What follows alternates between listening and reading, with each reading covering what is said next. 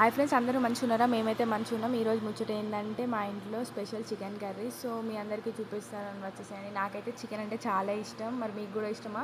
మన ఛానల్లో వ్యూస్ అయితే చాలా బాగా వస్తున్నాయి. థ్యాంక్ యూ అందరికీ. అలాగే ఛానల్ని సబ్స్క్రైబ్ చేయండి, లైక్ చేయండి, షేర్ చేయండి, కామెంట్ కూడా చేయండి. లాస్ట్లో చికెన్ కర్రీ ఎలా ఉందో కామెంట్ చేసి చెప్పండి నాకు. సో చికెన్ ప్రిపేర్ చేసేద్దాం వచ్చేయండి. చికెన్ అయితే నీట్గా ఒక 2-3 సార్లు వాష్ అయితే వేసుకోవాలి. నేనైతే వాష్ చేసుకొని కొంచెం సాల్ట్ వేసుకోవాలి. సాల్ట్ వేసుకోవడం వల్ల ఏంటంటే ముక్కకు అన్నది ఉప్పు బాగా పడుతుంది, మనం తినేటప్పుడు కూడా టేస్టీగా అనిపిస్తుంది. అలాగే నేను కేజీ చికెన్ ప్రిపేర్ చేస్తున్నాను. మేమైతే కొంచెం కారం తక్కువనే తింటాం కాబట్టి ఒక 4-5 స్పూన్ల కారం అయితే వేసుకున్నాను. మీరు ఎక్కువ తింటే ఎక్కువ కూడా వేసుకోండి. ఫ్రెష్గా నూరిన అల్లం వెల్లుల్లి పేస్ట్ ఉంటే వేసుకోండి, టేస్ట్ బాగుంటుంది స్పైసీగా. నా దగ్గర అయితే లేదు, సో నేను ఉన్నదే వేసుకున్నాను. ఒక 2 టేబుల్ స్పూన్ల అల్లం వెల్లుల్లి పేస్ట్ అయితే వేసుకున్నాను. అల్లం వెల్లుల్లి పేస్ట్ ఎక్కువ వేసుకోవడం వల్ల నీచు వాసన అనేది రాదు, బాగుంటుంది టేస్ట్ అయితే.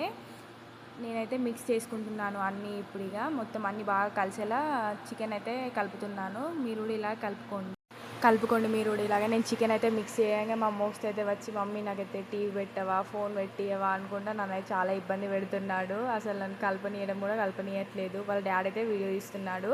మా మోస్ట్ని అయితే ఎవరం చూడట్లేదు. వాడైతే మా దగ్గరికి వచ్చి మమ్మల్ని పని చేసుకోకుండా చేస్తున్నాడు. సో నేనైతే చికెన్ అయితే కలిపి ఈ విధంగా పక్కన పెట్టుకున్నాను. మీరు కూడా ఒక టేబుల్ స్పూన్ ఆయిల్ అయితే వేసేసుకుంటున్నాను.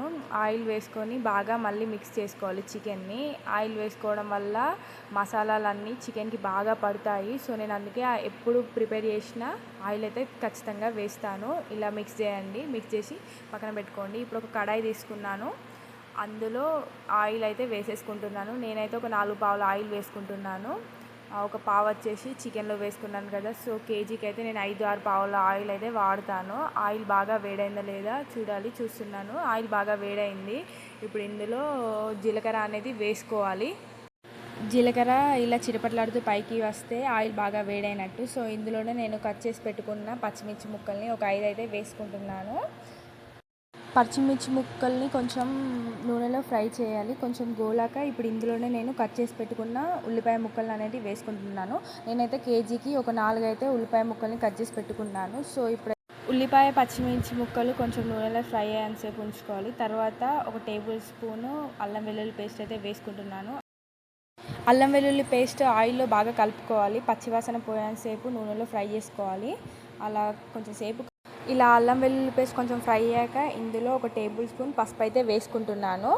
పసుపు కూడా బాగా కలిసేలా కలుపుకోవాలి. ఇలా కలుపుకున్న తర్వాత బాగా కలవాలి మొత్తం.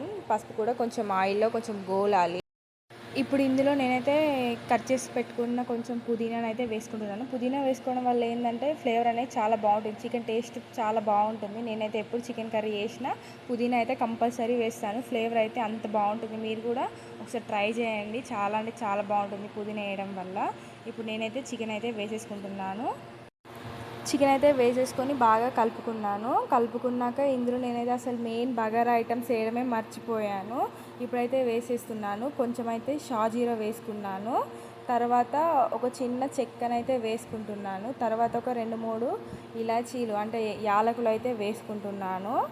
తర్వాత వచ్చేసి ఒక 4-5, మీరు ఘాటు ఎక్కువ తినాలనుకుంటే ఒక 7-8 వేసుకోవచ్చు. నేనైతే ఒక 4-5 లవంగాలు వేసుకుంటున్నాను. ఇవన్నీ కొంచెం కలిసేలా బాగా కలుపుకుంటున్నాను. చూడండి, ఈ విధంగా కలుపుకోవాలి. కలుపుకున్న తర్వాత బాగా కలిసిపోయాయి. ఏంటంటే నేను చికెన్లో ఎసరు అనేది పోసుకోవాలి. నేను ఆల్రెడీ పోసేసాను, వీడియో తీయడం మర్చిపోయాను, హడావిడిలో పడేసి కలుపుకుంటున్నాను. సో వాటర్ అయితే కొంచెం దగ్గరికి రావాలన్నమాట.